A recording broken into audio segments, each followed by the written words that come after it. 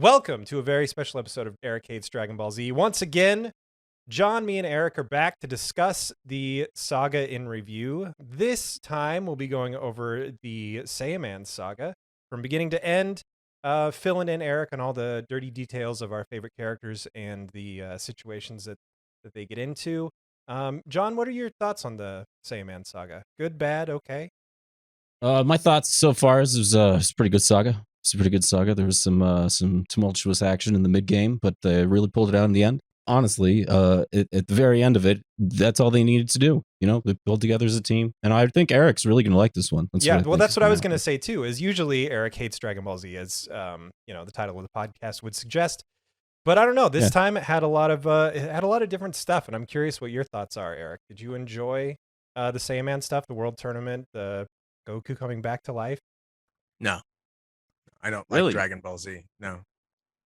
Yes, no. I think the Great Saiyaman is one of the best jokes ever perpetrated on a fandom community. Wow. Okay, I actually didn't expect you to actually have an opinion on this. So I really just pulled that right out of my. Oh, keep going then. Just keep pulling. I was trying to give you like a little bit of credit with the fan base because you just dunked on maybe the best character in the entire anime. Look, people who know me know that that's what I do. That's what I do.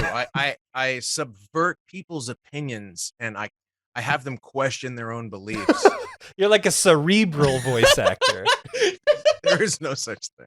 How do you feel about the voice actor for adult Gohan taking your spotlight away? The previous saga was all about Trunks, this teenage like coming of age story about this disgruntled relationship with his father that you got to explore. Really meaty character. And then the next saga is just about Goku's son. I mean, as the guy who has voiced Trunks in this version for a while now, I'm used to being shuttled off to the side for what's considered a quote greater narrative. And that's okay. I don't mind it. I have found the supporting characters oftentimes are the strongest characters, stronger than the leads sometimes.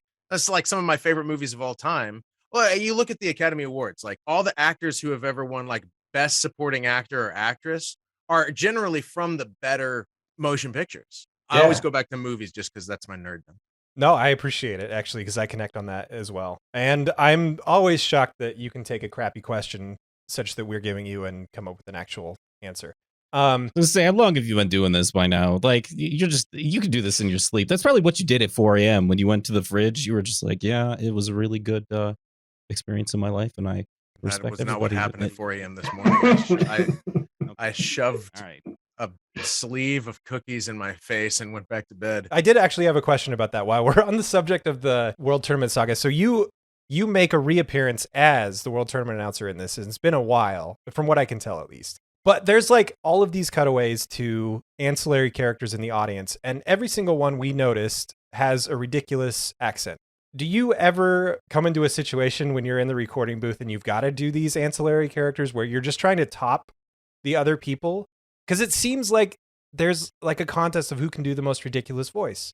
Yeah, I mean, the stuff that you're talking about was recorded so long ago.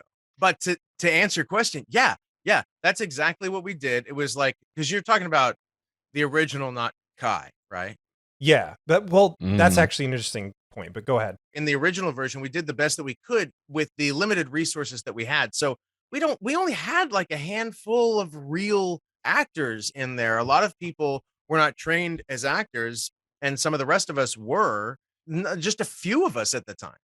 I also think at the time we were doing our best, not understanding exactly what the fans wanted. We thought, oh, let's be funny and bright and stuff. But what generally the fans want is something a little more like honorable to the original intent, right? Where they're not having a lot of different dialects and stuff. And I think we did that later. But at the time, it was just about kind of what kind of dialects do you know would be the question. Like, can you do British, French? And it's like, yeah, I can do something. So we all did something. Just make some shit up. Do you have more fun doing that? Because I remember last time we talked, you said some of the best lines you ever came up with as a writer were just making shit up, having fun. Yeah, I do. I mean, look, the creative aspect of my job, be it writer, actor, director, whatever, it's all about trying to come up with the most creative thing that I can come up with. And like some of my favorite movies are movies that are like, they may not be the best movies, but man, they hit for the fences when it came to creativity. Acting 101 is, if you're going to fail big. That's such a great piece Yeah. of advice. Yeah, it Speaking of is. that, though, since we last talked, I did go watch The Night House, and like on a creativity level, that was just like, 10 out of 10. It was awesome. Yeah. To me, ultimately, by the time you get to the end of the film, I felt the story to be a little weak. Oh, I agree. Cinematography was great. I really liked, when she found that journal, all the like labyrinthian stuff. I really wanted more time in that like chaotic, weird mirror house, but I still enjoyed it for what it was. It was a good watch. I did too. I thought it was really fun. I watched it one Saturday morning by myself with the sun out, and I was still kind of creeped out. So that was Sleeve of good. cookies in your hand. It would have probably just been a pot of coffee. Excellent choice. And Mm. but I do like the sound of DBZ years ago before Kai. It's like just dudes in the garage hanging out. Whereas I assume when Kai came around and there was like more of a fan base and more of a budget, there was also more restrictions and a lot more taking it seriously. It seems less fun, honestly. It's Restrictive, always less fun sort to of. play by somebody else's rules, but that doesn't mean it's not fun. True. Yeah, I guess it, it doesn't have to be the best time of your life versus, shackled to a giant weight or whatever. There's a lot of in between. But from what we've been watching, this 20-year-old show, it's a lot of fun. And I've been enjoying the English dub just because, I don't know, you can see some of the the creativity that you guys had at the time. Speaking of ancillary characters, I did want to ask, because I've been stalking you on Twitter, you're in Tiny Tina's Wonderlands. Yes, I am. All I saw What? from the tweet was that you're a guy in a hat. Yes. My want to play the game increased just a little, like a hair, knowing that you're in there. Same. So I got to figure out who this guy in hat is. His name, I mean, I'll tell you, it's not a secret. I just said that because I couldn't think of anything creative to post. It's a blue hat guy. He shows up toward the end of the game. What would be like the third act, and it's really funny. It's the arc for that little character that I played is it seems to be pretty funny. Now that being said, I was the voice director for Borderlands 2, right? okay, What the fuck? this is this is awesome. How did I not fucking know that? What? No, they never publicized that, but and somehow it never ended up on my IMDb. But so for about 8-9 months, I was directing actors on Borderlands 2 and working with the writers and all this kind of stuff, and it was big chaotic time. What I remember about that was like these kinds of characters come in. There's so many characters that come in. All these people that I knew, actors that I knew who were my friends, actors who I respected, who I didn't know. They came in, they worked, we had a great time. We delivered what I thought was a great product. And then the game was released, and I'm like, here we fucking go, man. I'm going to sit down and play the shit out of this. And it's just like, hey, Eric, how often can you die? I got hardly into the game. Like, I was playing constantly, and she's like, die, die. So I called up one of the actors I directed, who's a friend of mine, Ian Sinclair, and I'm like, can you please co-op me through this so I can at least get to the other side of this so I can hear some of the other actors that I directed? And he was like, yeah, sure. And we played it for about an hour, and he's like, you suck. You suck at playing video games, and I don't know why you thought you could do this. And he's right. So I'm a little worried to play Wonderlands because I have a feeling that if I start, I'm just going to be frustrated with how shitty of a game player I am. Well, and you might not make it to Act 3. Exactly. I couldn't make it halfway into Act 1 of Borderlands 2. Can you stipulate that in your contract, that your characters need to be at the beginning of the game so that you can actually hear the work that you do? I have a feeling they that'll work. will not listen to me, but yeah, that would be cool. But yes, if you need co-op help, we are available now that I'm interested in this game again. It's like, Borderlands all we 2 do, is other than one of making my this favorite shit. video games, and well, I had the same experience as you. Is like solo, I die all the time. I'm not super good at that sort of gameplay, but the characters in the story for Borderlands 2 especially, Borderlands 1 Borderlands 3 but Borderlands 2 is like superb from a storytelling aspect. The writer on that was Anthony Birch, who is just second to none. He is so great. Like Ashley Birch's brother? Yeah. Didn't he do like a YouTube channel like way back in the day? That's how they got started. That's how he got hired at Gearbox, I believe. That's why Ashley ended up coming into play. Tiny Tina was, I may be remembering it wrong, but I believe he kind of wrote the Tiny Tina character because he thought she would play it. Yeah, that guy's talented. Ooh, man, makes me mad. That's awesome, though. I had no idea you had a working relationship with Gearbox. Yeah, it's really cool. Are you a big gamer? I mean, you suck, obviously, but do you play? I'm awful. I do play games. Yeah, man. I game. I'm always looking for games that I like. Because if I can find a game I like, I will play the shit out of it. Mm-hmm. I am a huge Battlefield fan, but I Yeah. have found the Okay. last few incarnations of Battlefield to be not as entertaining. It's a very nice way to put it. It's not as fun. It's like you start playing, you're like, this is badass. And you play for 30 minutes and it's like, okay, I guess I'll go mow the yard.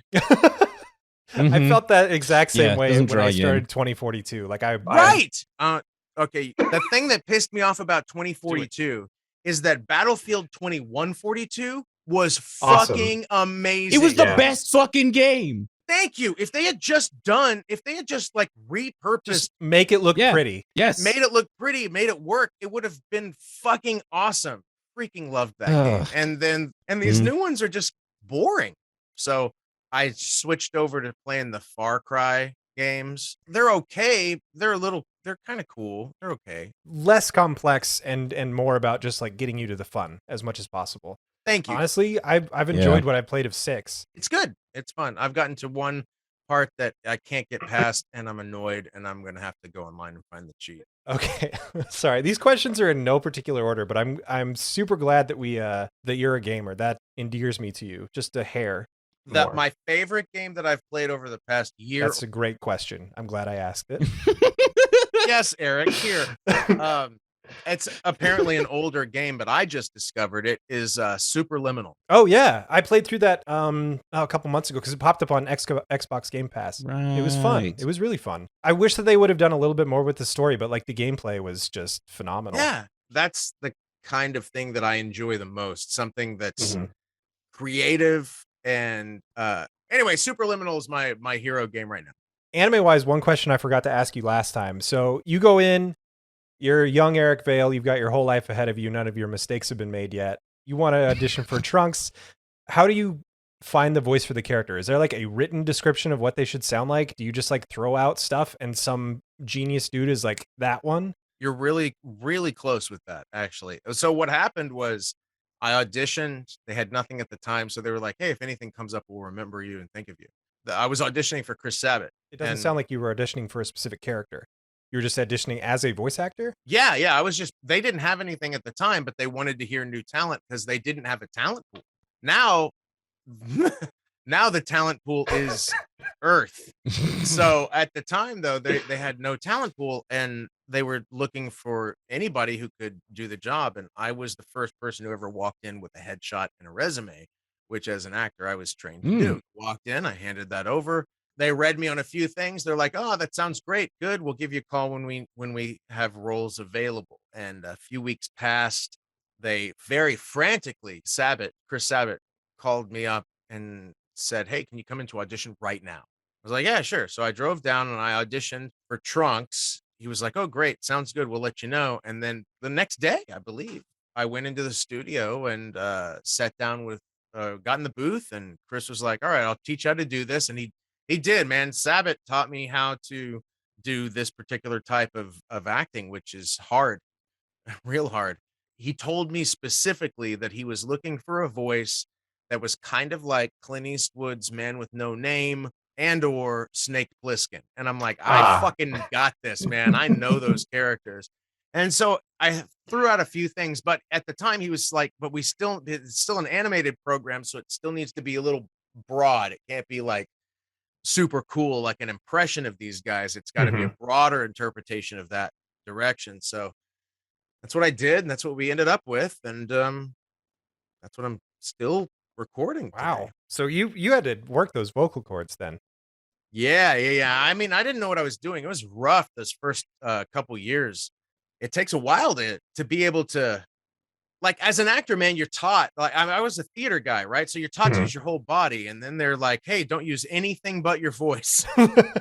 So you ended up going back to phase 1 and you had to do with your voice what you did with your entire being.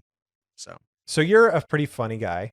This is a random segue. I like jokes. Yeah, you're good at the jokes, and Yeah. sometimes you make jokes for the YouTube. I do. Eric Vale, you have a comedy trope. You have a comedy trope and a trope called the folding chairs. Yes, the folding chairs. I was watching this over the past week. You're pretty good, man. Thanks. That's all I wanted to say. All right, bye. Yeah, cool. I'm part of the folding chairs, as is my wife. Oh, cool. Okay. Another voice actor that you may know, his name is Austin Tendall. He's been in a million things, and his probably biggest one was Tokyo Ghoul. He's the lead in Tokyo Ghoul. He's actually doing a whole lot of things right now, but he lives about 4 houses that way. I feel like you're very close. Is there like a gated community where anime voice actors live? Not gated, but yeah, like 20 years ago at the beginning of this, I moved into this neighborhood. I moved into Chris Sabat's old house. Because you're that much of a fan, or? I love him so much. No, he was renting a house. I'd been working with him for a while, but he was renting a house here. And then he bought a house down the same street, like a block away. And he was like, hey, do you want to come move in over here? I'm leaving this rental house. It'd be perfect for you. And I was like, yeah. So I moved into that rental house. Chris Sabat lived down the street. Damian Clark lived one street over. He's the guy who plays Handsome Jack in Borderlands and Cell in Dragon Ball. Chris Bevins, also an actor and director at Funimation, lived a couple blocks the other direction. And then we started finding out that freaking everyone lives over here. It's because it's just nice. It's a nice little suburban area. It's not a gated community or anything like that. It's just your regular suburban, there are trees. I see one right now. The weird thing about Texas is I like parts of it and fundamentally hate a lot of the bigger pieces of it, like the politics and stuff. What's wrong with the politics? Greg Abbott is awesome. It's weird because I disagree with every single one of your tweets, politically speaking. So you fucking break.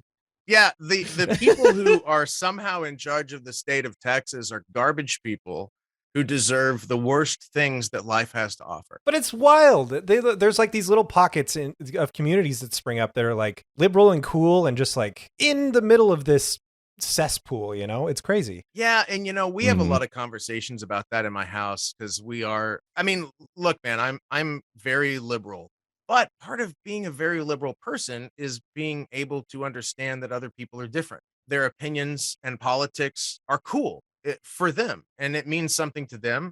And I want to listen to them and have a conversation. One of my best friends is like the most staunch Republican. Not anymore. We used to have these arguments all the time, and then all of a sudden he's like, what the fuck happened, man? I want everyone to have an opinion. I want everyone to be able to voice their opinion. But when your politics are just nothing but hate, I don't get that. Yeah, I don't understand the rationality. Yeah, it's real hard. Me neither. But the whole point is, like, my wife and I the other day were talking about, like, we have a daughter. We have a special needs daughter. She's vulnerable in multiple different ways.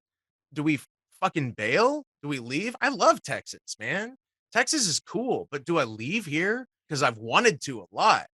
I can't, because it's like, man, I had this poli-sci teacher back in college, and he said something to me which I have to live by now. He said that back in the late 60s, when he was protesting the Vietnam War, that he had all these guys coming up to him with the love it or leave it signs. You love it or leave it, love it or leave it. And he always said that I love it so much, it's why I can't leave. So that's kind of how we feel, being in Texas. That's a great mantra. I got to props Texas for having a few amazing things. The best food I've had around the planet has been in the state of Texas. I've had some great food in Texas. And Tex-Mex is kind of fantastic. I don't know how Tex-Mex is not everywhere. It doesn't make any sense to me that it's not everywhere, but it's not. I had Tex-Mex in Auckland, New Zealand one time. Was it good? No. New Zealand Tex-Mex? Yeah, it was what you would think it would be. So anyway, you have a comedy troupe. I have a thing that I wanted to talk to you about, and that thing is, you mentioned last time that you declothed for one of the skits, exposed yourself on camera, which I thought was a really funny part of that sketch in particular. It's the Mad Max one, right? Yeah, Middle Class Max. Which when you go back for the chrome spray, it made me laugh very much. That was a great joke. That was the exact same thing that they used on the film set. fucking burns, man. You don't realize you're spraying alcohol that just burns. Gross. It was worth it for the shot. But I was looking forward to seeing, you naked, but in the video right now on YouTube, it's censored out. Did you guys get in trouble? No, I did that. I edit all of these videos, right? And I couldn't quite figure out I wanted the black bar across my ass. So part of the thing is at the beginning of the pandemic, when we have nothing to do and everyone's locked down at home, I learned how to edit and I taught myself Premiere Pro, and now I edit all of our videos and I really love editing. It's like playing a video game and you have this really cool product at the end of it. I could figure out how to pixelate my ass, but I couldn't figure out how to move the pixelated ass as I walked out the door. So I sent it over to our director of photography who knows more about this stuff. He's a great guy named Chris Kingsley. And Kingsley went ahead and put the black bar over my ass. And the reason was because while my wife tries to convince me that I have a cute ass, my ass, especially on camera, Well, it adds 10 pounds. So it looks like a block of tofu that somebody cut right down the middle. No one needs to see that. When I saw it on camera, because I shot it on a closed set, it was just me and my wife and the DP. I'm like, that's what my ass looks like? So I did put the black bar over. Okay, well, it's good to know that it was a personal choice and not one forced on you. But I'm curious, like, how did this form? Was it just you palling around with people that you live close by or these longtime friends? We were, I didn't want to do it. Is the short version. My wife and I were board members of a community theater nearby for about 10 years. A few years before we left the theater, somebody up there decided to form a comedy troupe. And they would have comedy shows and they needed an MC. And my wife was in the comedy troupe. So she's like, would you MC? And so I would show up to MC their shows and just sort of be the buffer in between episodes, in between sketches. And then we left the theater. We took the comedy troupe with us. We had somebody with us who was kind of the owner of the comedy troupe. And she and I had an exchange. Not an exchange. She and I exchanged. Like I paid her and she gave me the LLC for the troupe and all the logins and everything. So we kind of bought the name and the troupe from her. And then we started doing everything on our own a little bit more the way we wanted, and held auditions like anything else and brought in some people, a couple of people who I had directed in plays at that theater, a couple of people who I didn't know. Then over the past few years, we've gained some people and lost some people until we kind of ended up with this 7 person group who rehearses every Sunday night and writes sketches. And we're going to be performing at Kamehacon, the Dragon Ball Z con that's at the end of April in Allen, Texas. The coolest thing about being in a sketch comedy troupe, and I mean, I love comedy. I never thought I was funny until people kept telling me I was, and I was like, maybe I should do something about it. So, but the best thing about comedy is you can take every fucking drunk conversation that you've had at a bar and turn it into comedy sketches. Like one of our comedy sketches right now is called Save Some Ladies. The sketch came from I was with my son and his fiance and his future mother-in-law at an El Phoenix in downtown Dallas because we were having dinner there and scoping that place out as the place that he was going to have his rehearsal dinner. I'm wearing this like kind of 70s leather jacket. It was a few months ago in winter. And I come out and there's this guy and he's like, man, you look good. And he and his buddy walked on. And then we step out a little bit further and there's this hillbilly kind of guy. And he looks at me and he's like, damn, boy, look at you. You're looking fucking good. Man, that hair with that jacket and them boots. Shit, boy, save some ladies for the rest of us. And then we got in the car and laughed all the way home.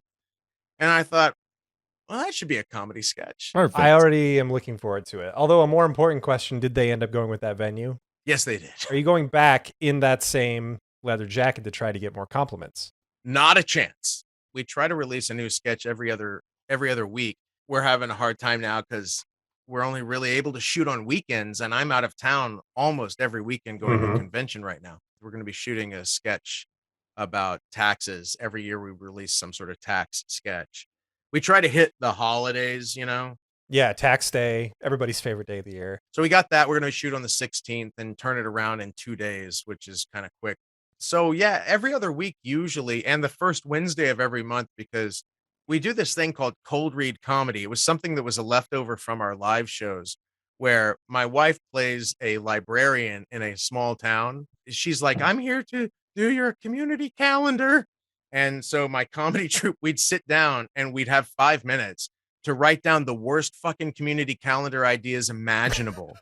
So she walks on stage and has to read each one, and they are just absolutely horrible. The goal is to have her break character, right? When the pandemic hit, we were like, well, we can keep doing that. So we invented a small town called Thorny Gulch, and all of these characters that live in this really fucked up small town, every month, one of those characters, oftentimes the librarian played by my wife, has to do the community calendar and read things that they've never fucking seen before. And it's a lot of fun. It may be more fun for us than it is for other people, but we get a kick out of it.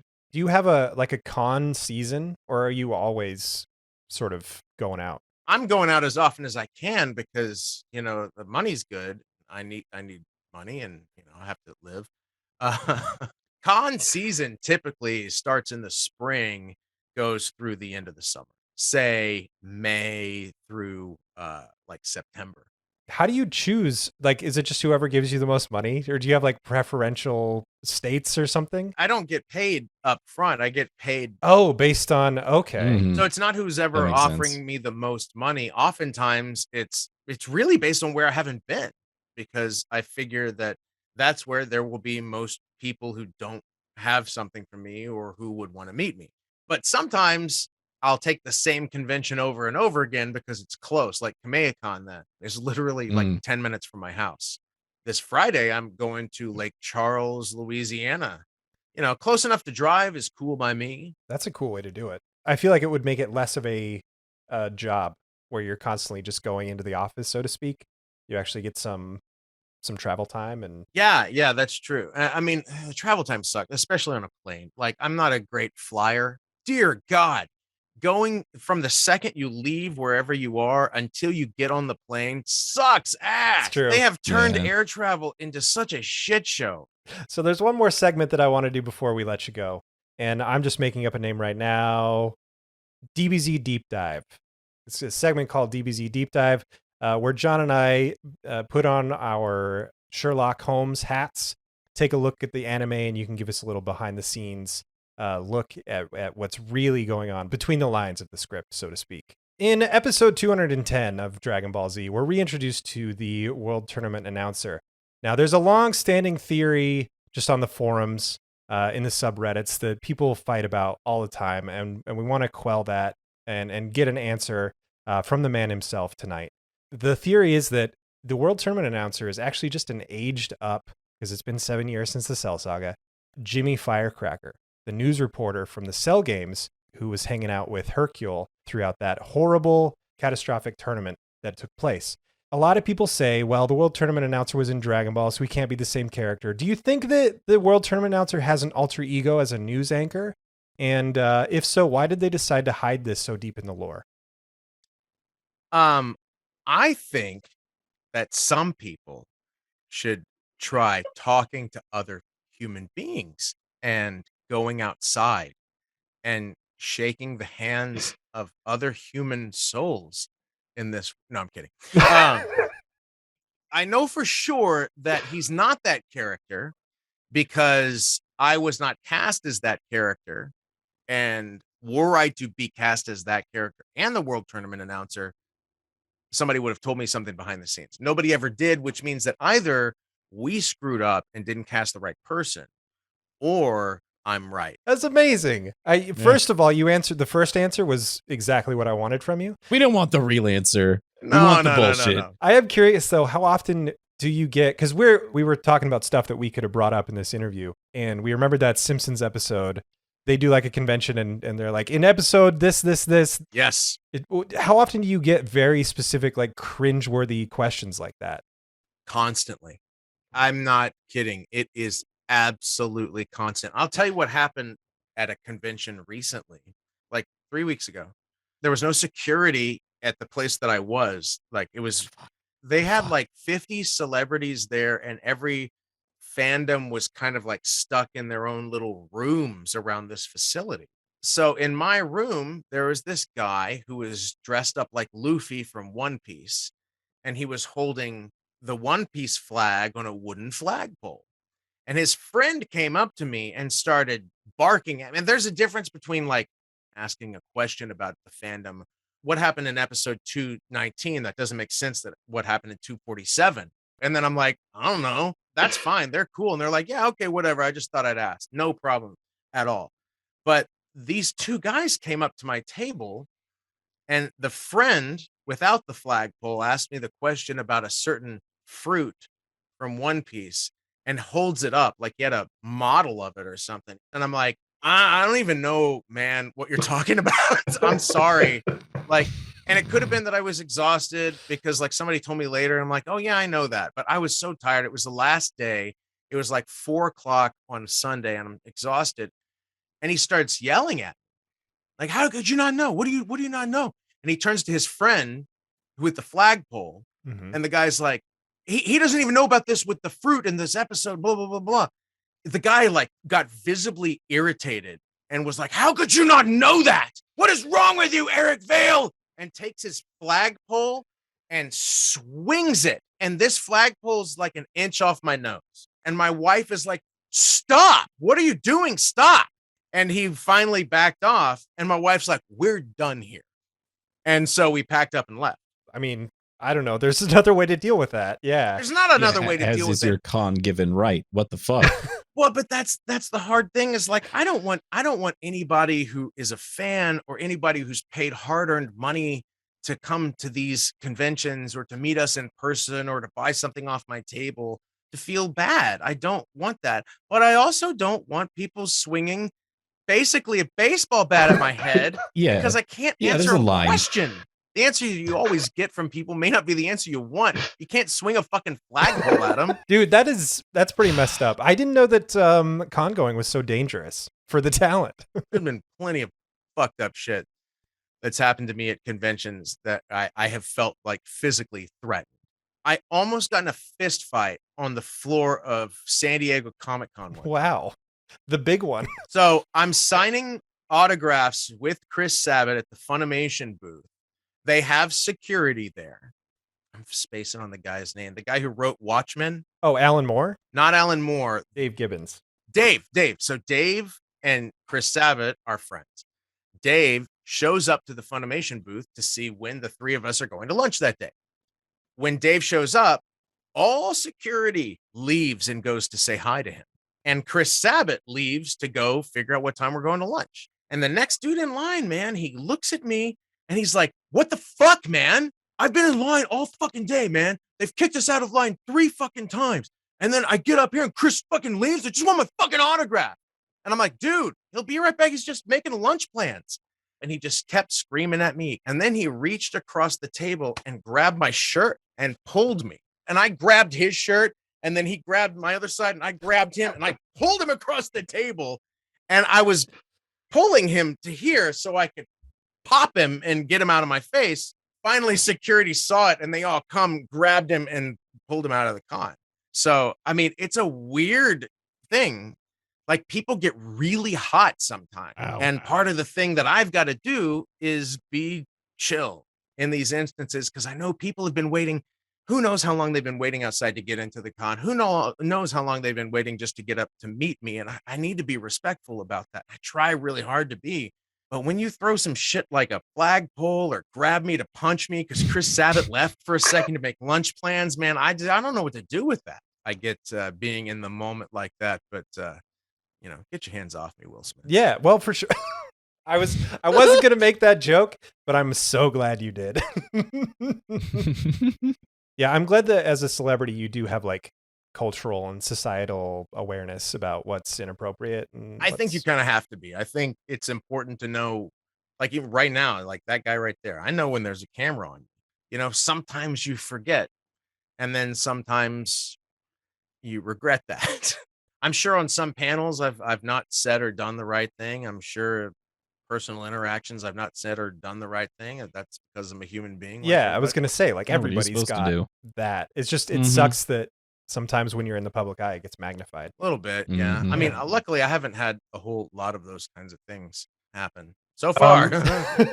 Fingers crossed. Yeah. Was there anything Mhm. else that you wanted to ask, John? I think Eric's got a dinner to cook. Yeah, no, man, I don't want to keep Yeah, you from your man, dinner. it's teriyaki Like, chicken and fried rice tonight. Ooh, nice. hey, you know what? I do have one because I noticed you're on Cameo. Yeah. And for whatever, $65, people make you say what the fuck ever. What's the worst thing anybody's had you say? I'm really curious about Well, that. that's the thing. The worst thing that anyone's had Oh, me you say can't on say it. Cameo, Damn. I won't say. I've had to reply to many people saying, no fucking way am I going to say that. Oh, You know, there have been some Interesting. creepy ass shit on there. What's the line you won't cross? Well, I won't like do sexy talk to children. Look, I understand it. You've got these 14-year-old kids who are obsessed with one character or Mhm. another. I see. Their hormones are exploding and they want that character to be romantic with them. And I'm like, that's a fucking, I'm a dad, man. And even if I wasn't dad, I'm a regular human being who thinks it's gross.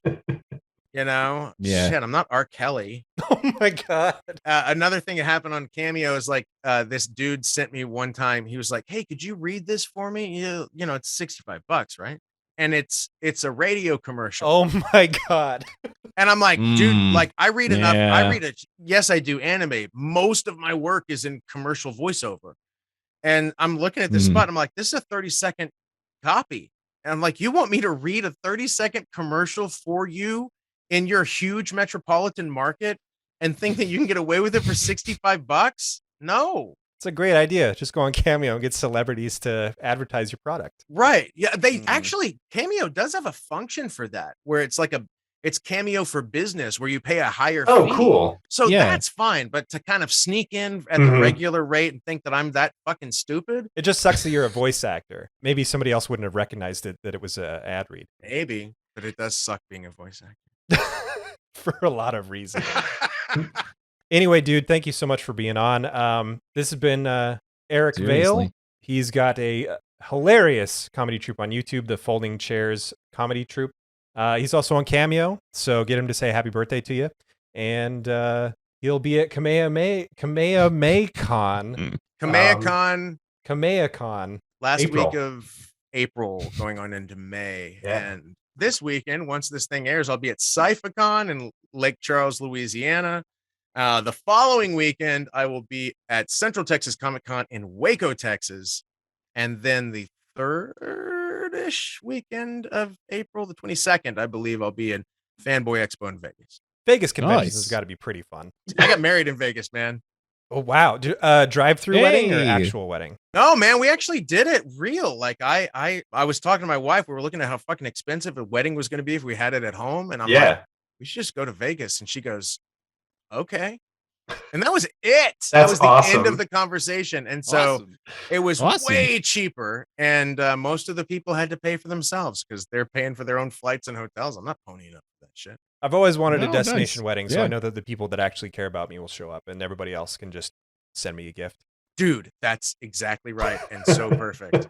And Vegas was a nice wedding. We did it at Caesar's Palace. It was an actual scheduled Is wedding. that like something you have to be a voice actor to afford, or is it? No, I mean, it was $2,500 and it included everything. Holy flowers, venue, pastor, everything. Now it's probably Shit. more expensive now because this was, 19 years ago, but Anyway, man, thank you so much for being on again. Always a pleasure. anytime. Y'all have a great one. And thank all of you out there for listening to another episode of Eric Hates Dragon Ball Z. We'll be back next week with something else, and we hope you found this episode to be a Eric valuable experience. Happy April Fool's Day, everybody. We'll catch you next time.